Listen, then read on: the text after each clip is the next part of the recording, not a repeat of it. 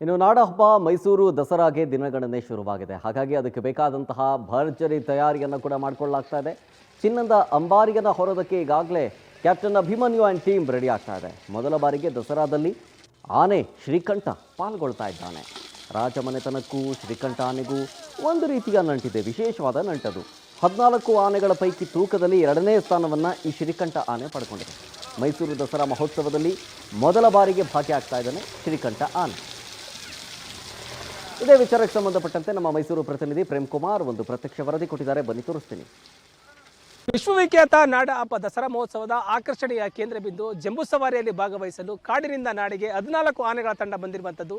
ತಾಯಿ ಚಾಮುಂಡಿಯನ್ನ ಹೊರುವಂಥ ಜವಾಬ್ದಾರಿಯನ್ನು ಈ ಬಾರಿ ಅಭಿಮಾನಿ ವಹಿಸಿಕೊಂಡಿರುವಂಥದ್ದು. 14 ಆನೆಗಳ ಜೊತೆಯಾಗಿ ಮೊದಲ ಬಾರಿಗೆ ಬಂದಿರುವಂಥ ಶ್ರೀಕಂಠ ಆನೆ ಹಾಗೂ ರಾಜ ಮನೆತನಕ್ಕೂ ಕೂಡ ನಂಟು ಇರುವ ಕಾರಣದಿಂದ ಕೂಡ ಶ್ರೀಕಂಠ ಆನೆ ಕೂಡ ಮೊದಲ ಬಾರಿಗೆ ಈ ದಸರಾ ಮಹೋತ್ಸವದಲ್ಲಿ ಪಾಲ್ಗೊಳ್ಳೋದಕ್ಕೆ ಕರೆತಂದಿರುವಂಥದ್ದು.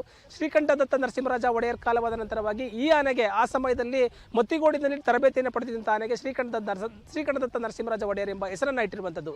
ಈಗ ನಾವು ನೋಡ್ಬೋದು, ಇದು ಶ್ರೀಕಂಠ ಆನೆ ಇದಾಗಿರುವಂಥದ್ದು. ಪ್ರಮುಖ ಬಾರಿ ಅಂದರೆ ಮೊದಲ ಬಾರಿಗೆ ದಸರಾ ಮಹೋತ್ಸವದಲ್ಲಿ ಪಾಲ್ಗೊಳ್ತಿರುವಂತಹ ಮೊದಲ ಆನೆ ಇದಾಗಿರುವಂಥದ್ದು. ಶ್ರೀಕಂಠದತ್ತ ನರಸಿಂಹರಾಜ ಒಡೆಯರವರು ಕಾಲವಾದ ನಂತರವಾಗಿ ಕೂಡ ಈ ಆನೆ ಮತ್ತಿಗೋಡು ಸಾಕಣೆ ಶಿಬಿರದಲ್ಲಿ ಒಂದು ತರಬೇತಿಯನ್ನು ಪಡ್ಕೊಳ್ತಾ ಇತ್ತು. ಆ ಹಿನ್ನೆಲೆಯಲ್ಲಿ ರಾಜರ ಮನೆತನವನ್ನು ಮತ್ತು ಈ ಆನೆಗೆ ಕೂಡ ನಂಟು ಇರುವ ಕಾರಣದಿಂದಾಗಿ ಅಲ್ಲಿರುವಂಥ ಒಂದು ಅವರ ನೆನಪಿನಾರ್ಥವಾಗಿ ಈ ಆನೆಗೆ ಶ್ರೀಕಂಠದತ್ತ ನರಸಿಂಹರಾಜ ಒಡೆಯರ್ ಎಂಬ ಹೆಸರನ್ನು ಇಟ್ಟಿರುವಂಥದ್ದು.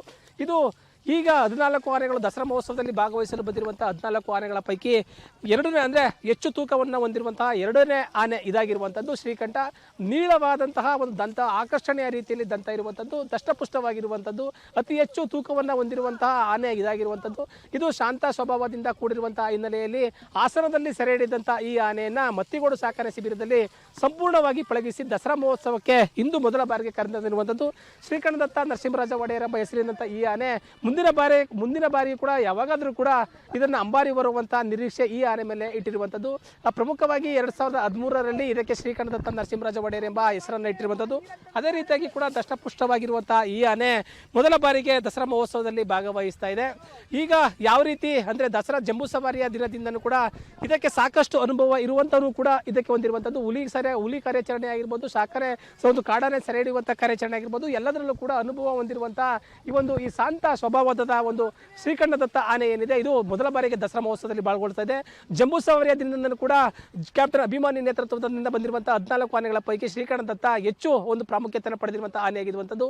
ಇದು ಯಾವ ರೀತಿ ಅಂದರೆ ದಸರಾ ಜಂಬೂ ಸವಾರಿ ಸಮಯದಲ್ಲೂ ಕೂಡ ಯಾವುದೇ ರೀತಿಯ ತೊಂದರೆ ಅಂದರೆ ಇಷ್ಟು ದಿನಗಳ ಕಾಲ ತಾಲೀಮನ್ನು ನಡೆಸಲಾಗ್ತದೆ, ಯಾವುದೇ ರೀತಿಯ ತೊಂದರೆ ಆಗಲಂತ ರೀತಿಯಲ್ಲಿ ಕೂಡ ಆರೋಗ್ಯವನ್ನು ಕಾಪಾಡಿಕೊಂಡು ಬಂದಿರುವಂಥ ಶ್ರೀಕಂಠ ಆನೆ ದಸರಾ ಮಹೋತ್ಸವದ ದಿನ ಜಂಬೂ ಸವಾರಿಯಲ್ಲಿ ಪಾಲ್ಗೊಳ್ಳೋದಕ್ಕೆ ಇದು ಎಲ್ಲ ರೀತಿಯ ಸಿದ್ಧತೆಗಳನ್ನ ಮಾಡ್ಕೊಂಡಿರುವಂಥದ್ದು.